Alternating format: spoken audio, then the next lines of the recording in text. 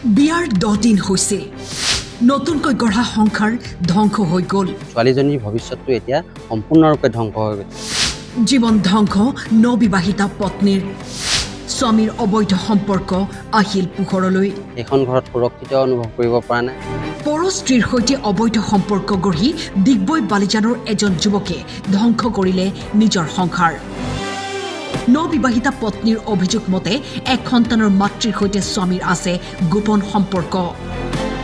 পত্নীয়ে এই কথা জানিবলৈ পোৱাত স্বামীয়ে আৰম্ভ কৰে শাৰীৰিক আৰু মানসিক নিৰ্যাতন। অৱশেষত নিজৰ প্ৰাণৰ প্ৰতি অহা ভাবুকিক লৈ ডিগবৈ আৰক্ষীৰ কাষ চাপে পত্নী। পত্নীৰ এজাহাৰৰ ভিত্তিত ডিগবৈ আৰক্ষীয়ে আটক কৰে বিপ্লৱ দাসক। মাত্ৰ 10টা দিন হৈছিলে বিয়া সোমোৱা। মোৰ মামাৰ ছোৱালী ভণ্টি হয়। এই 10টা দিনত এই যিজন যুৱক তেওঁৰ এগেইনষ্টত FIR হৈছে, তেওঁ এনেধৰণৰ নিৰ্যাতন কৰিছে। গোটেই অকল তাইক বুলিয়ে নহয়, মাক দেউতাককো খেদি লৈ ফুৰিছে। আৰু তাৰ এতিয়া বিয়াৰ পাছত গম পাইছে যে এগৰাকী বিবাহিত মহিলাৰ সৈতে অবৈধ সম্পৰ্ক আছিলে।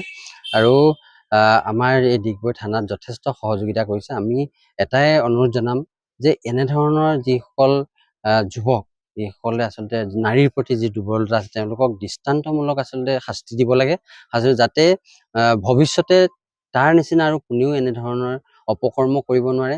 এতিয়া এগৰাকী যুৱতীৰ ভৱিষ্যতটো ধ্বংস কৰি পেলালে।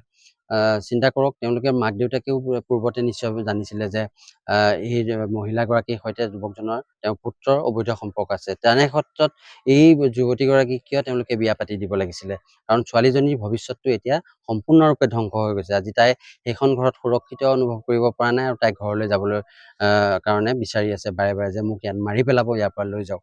গতিকে আমি সমগ্ৰ ঘটনা বিৱৰি ডিগবৈ আৰক্ষী থানাত এজাহাৰ দাখিল কৰিছোঁ আৰু আৰক্ষী বিষয়াজনে যথেষ্ট সহযোগিতা আমাৰ সৈতে কৰিছে আৰু ইতিমধ্যে তেখেতক এৰেষ্ট কৰিছে। আৰু হয়তো কিছু সময়ৰ পাছতে তেওঁক কেনেধৰণৰ ব্যৱস্থা গ্ৰহণ কৰিব আৰক্ষীয়ে গম পাব। যুৱকজনৰ নামটো কি আছিলে?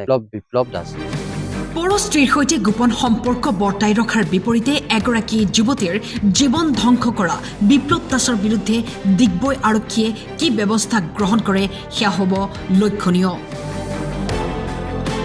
Sanjay Parrikar report, time 8।